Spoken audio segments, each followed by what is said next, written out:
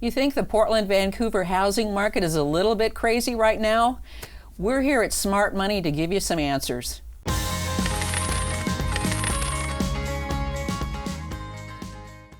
Welcome to Smart Money. I'm Julia Anderson here with my co-host Pat Boyle. And we brought an expert in today to talk about the Portland, Vancouver housing market.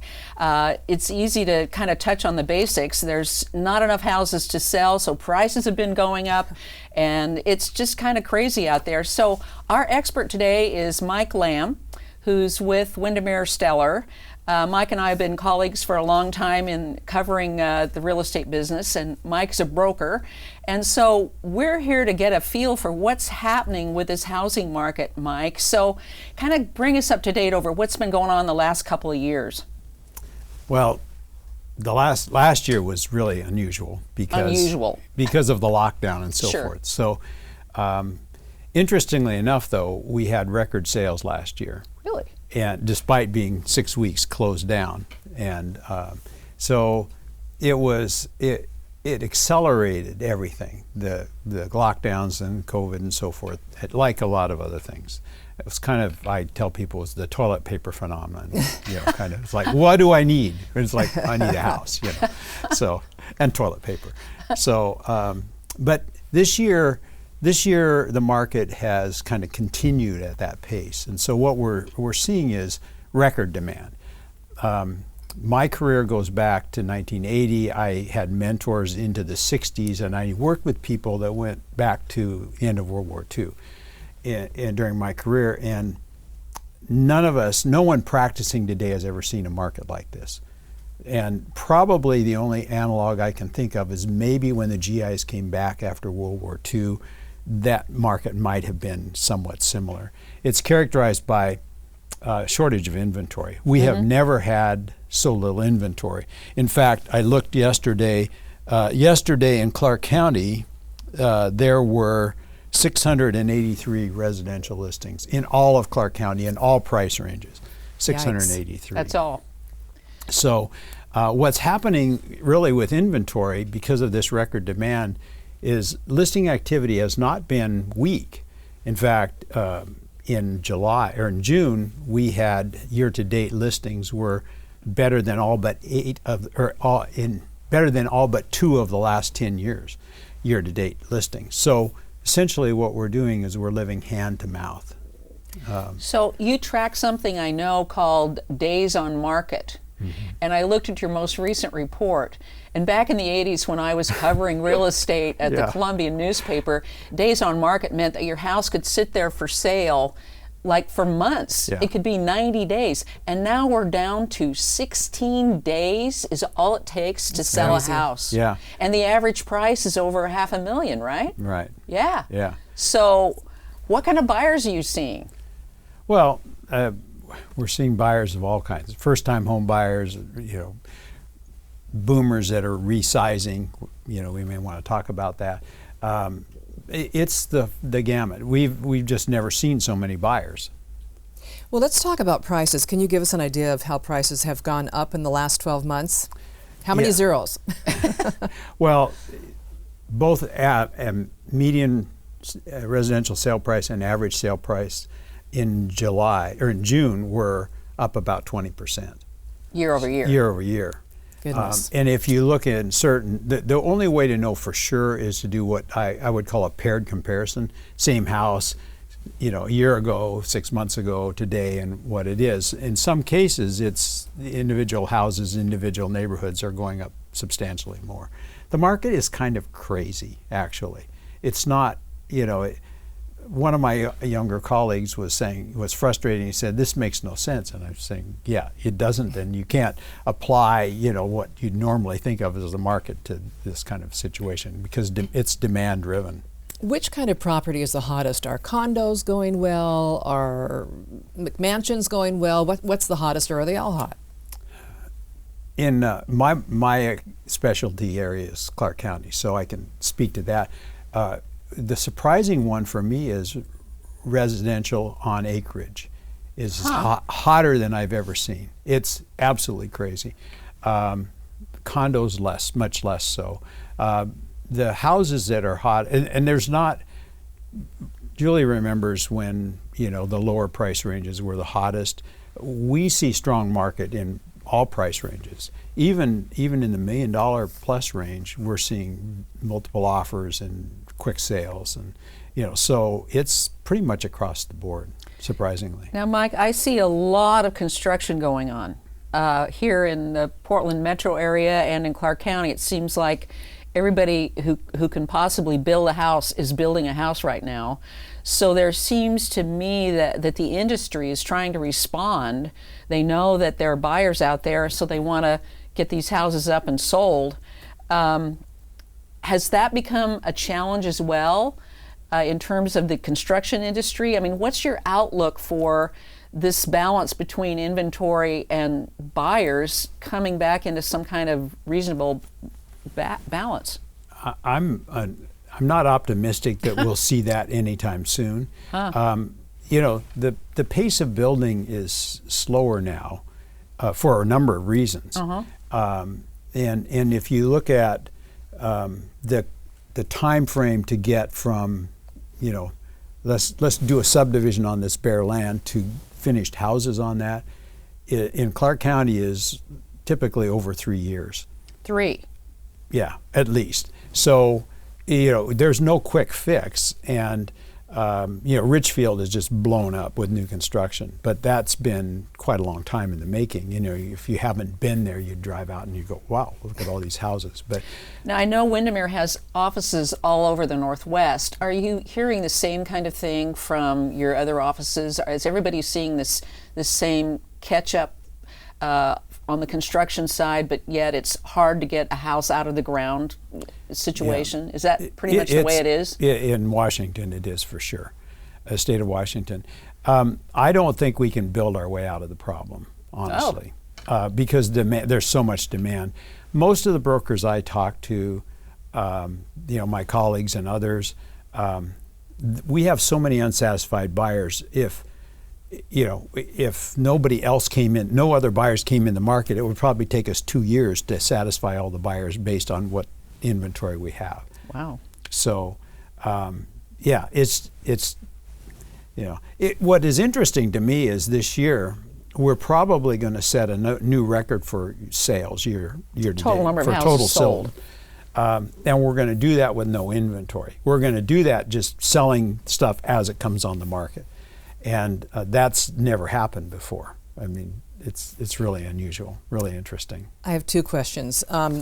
Listening to you talk, I was just wondering, since people really aren't going anywhere still, I wonder if there's an increase in the sale of second homes as well, because they might as well get a second place because they want to see a different scenery but don't want to jump on an international flight. Is that happening? Second homes are really hot from everything I hear. Clark County isn't a second home market, but I know lots of people who have bought second homes. I bought a second home. So yeah, we're seeing that a lot. And some of it's COVID driven because, you can take your pod and go to the second home and be isolated and so forth and still get out of town and do things. And so part of it is that, and part of it is probably demographic. It's like people our age taking kids and grandkids and having a place to go together. And I don't know all the reasons, but certainly second homes have become very hot. The second question, I have a crazy story, and I want to see if you can out-crazy my story. And this is from Clark County. I have a friend who has a friend, and they really exist. They're not just pretend people. But a couple, baby boomer couple, wanted to see what their home would fetch on the market. So they put it on the market, and they asked $700,000. And the California buyer bought it for $900,000 and is living nearby as they remodel it. Mm-hmm. I mean, that's just crazy, $200,000 over asking price. So what have you heard? What have you seen? We've seen, that's pretty good. It's common, we're seeing, the majority of houses sold are selling substantially over list price. And it's just a matter of, buyers having to do what they have to do to get a house. If a house is priced well, it's not uncommon to see it sell 5 to 10% above list. But you can't predict it. And I tell my buyer clients, you can't compete with crazy, because there's somebody. I mean, I'm gonna really write that true. down. You can't compete. C-R-A-Z-Y. Yeah, you know, somebody wants the house badly enough, and what's happening is, in many cases, buyers are writing several offers, and after, losing out a few times, they get more desperate, and more motivated. And it's more than just the money. It's also they're willing to waive inspections. They're Well- willing to do a lot of other things that under normal circumstances they would be a little bit more judicious about the house they were buying. One thing, my husband and I were talking about this on our morning walk, that if you buy the house for so much more over the asking price, can you get a loan for that amount? I mean, what if the assessed value is $500 and you buy it for $800? How are you going to get a loan? You have to money in the backyard, right? So most cases we're having multiple offers. If you don't have a big down payment and the ability to make additional down payment in case it appraises low, you probably aren't going to be in contention for that house. Wow. So one of the questions that comes up with first-time buyers, I had a first-time buyer client said, hey, I got approved for an FHA loan, and this is someone I know well and is close to me, and I said, you have no chance. Save money. Save money so you can have a bigger down payment, because that's the only way. Because if in Washington we have a form called additional down payment, and it's used in the event that you get a low appraisal and the buyer says, well, I'll pay X, whatever it is, $50,000 more, up to $50,000 more to make the deal work. So that's how it is. So appraisal in many cases is not an issue. The other part of it is as these prices, as these houses sell at these prices, you're creating comps to support the higher values. So, you'd think that we have more appraisal issues than when we do. We do have appraisal issues, but not as many. That client I was telling you about, we found her a house. She's, got additional money, and, found her a house, and we're going to close at the end of the month. So, Boy. And it appraised. Okay. So, What's your strategy for baby boomers, of which I'm an early representative, of somebody who wants to get out of that big house they've lived in for the last 20 years into something that's going to be more suitable for their older years, retirement years, one level, 2 bedrooms, 3 bedrooms, an office, that kind of thing? What's the strategy? Do you start looking for a house first and then put your house on the market? yeah. Is that the way it has to be? When I talk to people, I say we got to figure out where you're going before we put your house on the market, because Yeah. we can sell it quickly. And a lot of people who have equity in their house have vehicles, bridge loans, home equity lines of credit, and so forth, so they can get the house they're going to. Most loans today have conventional loans have what they call recast provisions. Say that again. Recast provisions. Okay. So that if you sold your house and took $300,000 out of your house, you could put that in one lump payment against the principal and have the loan payment recalculated. It's called a recast provision, and most conventional loans have that. That's why you have a realtor to figure that out. Well, right? It's great, and a good lender, And a good lender. But so that lets you buy that next house without selling the house you have, and that's really what the best way to do it is. Right. I know at least one younger family who made the mistake of selling their house, Oh, yeah. thinking they're going to build the new one on a piece of property that they bought. They were told it would only be a 6-month, layover, and now they've been told it's going to be 12 months, and they are literally homeless. Right. Oh. Well, and Yeah. the worst part, if you don't have the house you want to move into, you've lost your place saver in the market. So as the market goes up, your Ooh. purchasing power is going down. Right. So you really don't want to do that. If you can avoid that. So would the advice be then to go talk to a realtor before you do anything, trying to get a plan? Well, and a lender. You want to talk Okay. to a lender. And, best advice today, you've got, unless you have cash, you've got to talk to the lender and figure out the plan, and, and whatever that is. You mentioned about smaller houses for boomers. Yeah. It's interesting. That's not typically what I see. The predominant pattern, I call it, instead of downsizing, resizing. So they want a different house. Two But offices. each of the people needs an office, and then they need a bedroom for the grandkids or whatever, and that or guests. exercise room. Don't forget yeah, that. Oh yeah. So we're not seeing a lot. It's interesting because until about late '80s, we saw the average the average price of houses didn't grow a whole lot, and then all of a sudden in the '90s and on, and the reason that happened, I believe, is because interest rates have come down. So purchasing power increased. So as a result, we got nicer, bigger houses. If you think about that, you look back at a 70s house, they're pretty modest. They were all about 2,000 square feet. Well, I mean, We there thought were a that lot. was There were a lot. plenty. There were. That's right. There were a lot that were less. But lower interest rates. We've been on a 20-some year rate reduction. Over, if you think about it, and that has fueled nicer, better houses. The HGTV factor. It's like, oh, if you don't have slab and blah blah blah, and that's a thing for first-time buyers. It's like, first-time buyers now are getting nicer houses than we got when we were first-time home buyers. Have you noticed that? I bought my first home. My husband and I bought our first home during the timber crisis and paid 17% interest. Oh yeah. We were just babes in the wood. Yeah. And then when we sold it 10 years later, it only increased by $10,000. So Yeah. I do want to ask you about mortgage interest rates. What are they going to do in the next year? In 1982, I swore I wouldn't predict interest rates. So Okay, next question. No, but he's But- going to. I know Okay, he's going good. to. Well, Roughly. you ask people, ask economists and so forth. Windermere has an economist. He talks to us every month and so forth. But, rates are at historic lows. They popped up a little first of the year. I don't look for rates to increase dramatically in the next year or so. I mean, they could go up a little bit. I'd be very surprised if we see rates out of the threes this year. Oh. We're, at 2.8 right now? It's bouncing, 3%? say around 3%. Okay. So So you don't see it going up, mortgage rates going up more than like 3.5 possibly? I don't know exactly. Even if the Fed But, yeah. raises rates. Well, it's going to, remember, the Fed controls short-term rates, not long-term rates. And we've seen times when the Fed raised rates and mortgage rates actually went down.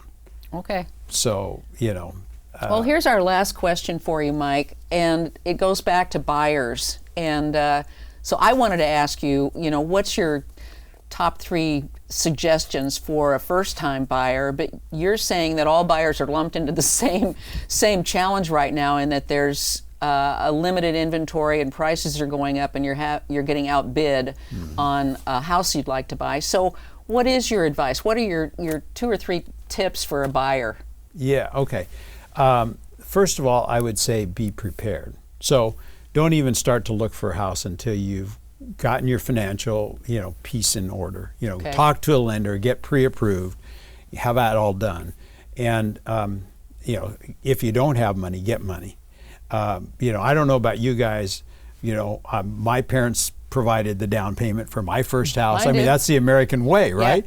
And, you need to have a down payment. And it's more critical today because, when a seller has 10 offers and there's maybe a couple of cash offers in there and there's some 20% down, 30% down conventionals, and then there's FHA with 3.5% down and a price that's, bid up above probably where it'll appraise, those low down payment buyers don't have a chance.